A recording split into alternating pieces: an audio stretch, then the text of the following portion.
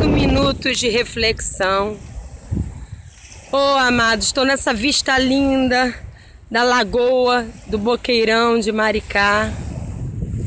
Olha que coisa linda essa água batendo, amados. Eu quero compartilhar isso com você. Que delícia essa vista. Não tem como não crer num Deus vivo e maravilhoso. E nós vamos, em meio a essa vista maravilhosa, em meio a esse momento tão sublime, nós vamos refletir em Salmo 105, versículo 17 a 19. Diz assim: Salmo 105, versículo 17 a 19. Adiante deles enviou um homem, adiante do povo de Deus, enviou um homem chamado José, vendido como escravo, cujos pés apertaram com grilhões e a quem puseram em ferros, até cumprir-se a profecia a respeito dele e tê-lo provado a palavra do Senhor. Amado, José nasceu com um propósito. Quando ele ainda era criança, quando ele ainda era um menino, ele teve sonhos em Deus. Deus trouxe revelação a ele do chamado dele através de sonhos. E por causa da inveja, dos ciúmes dos seus irmãos, ele foi vendido como escravo. Por isso que a palavra de Deus diz que agora, nos últimos dias, os nossos maiores inimigos seriam os da nossa própria casa. Amado, ele foi vendido pelos próprios irmãos. Você sabe o que é isso? Você amar os seus irmãos. Ele todos os dias ele levava comida que a mãe dele preparava para os irmãos que estavam cuidando das ovelhas no campo. Todos os dias José ia lá se dispondo a ajudar. Eu posso ajudar vocês? No que eu posso ajudar? Mas, amados, os irmãos deles tinham um coração mau, um coração invejoso. E um certo dia venderam José para uma caravana que passava de um povo iníquo, um povo ímpio. E venderam ele para se tornar escravo. Ele foi levado algemado, ele foi levado em correntes e grilhões para uma terra estranha, longe do amor do pai e da mãe, longe da sua família e do conforto da sua casa.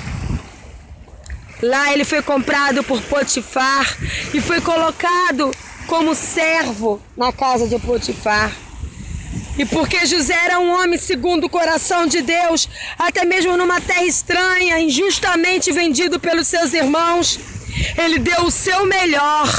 Ele fez o seu melhor na casa de Potifar, tanto que Potifar o colocou como responsável por todas as coisas na sua casa. Mas ele era formoso, José era um rapaz formoso. E a mulher de Potifar então se apaixonou, ou pelo menos queria ir para a cama com ele.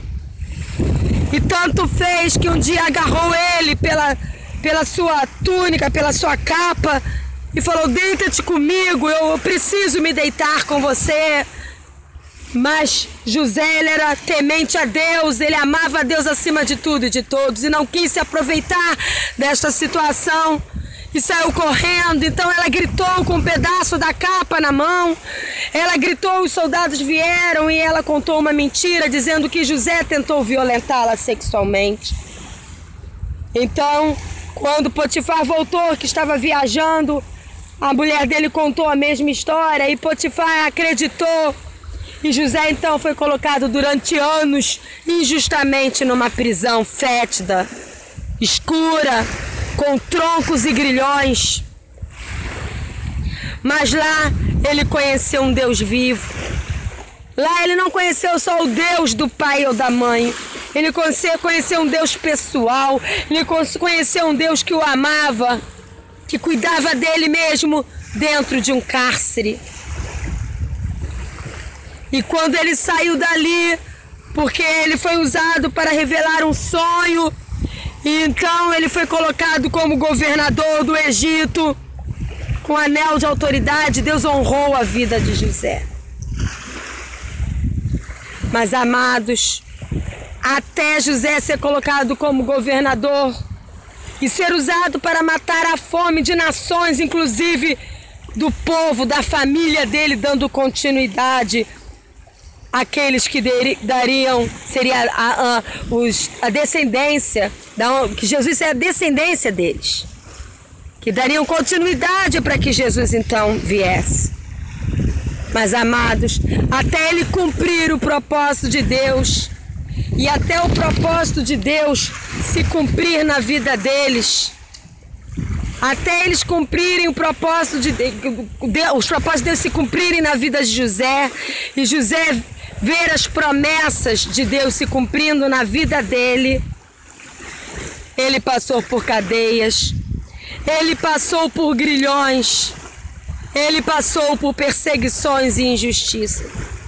E nem por isso deixou de ser honrado por Deus, deixou de ser amado por Deus. Em nenhum momento isso interferiu no propósito de Deus na vida dele. Se você está passando por perseguições, lutas, injustiças, grilhões, amado, tenha certeza de que o propósito de Deus está se cumprindo na sua vida a cada dia, se você está com o coração rendido a Ele. Não deixe que as injustiças, as perseguições, as calamidades, as calúnias removam você do propósito de Deus. Deseje viver o propósito de Deus, seja em cadeias, seja governando. Deseje viver sempre o propósito de Deus. Amém? Deus te abençoe, amado e amada, em nome de Jesus.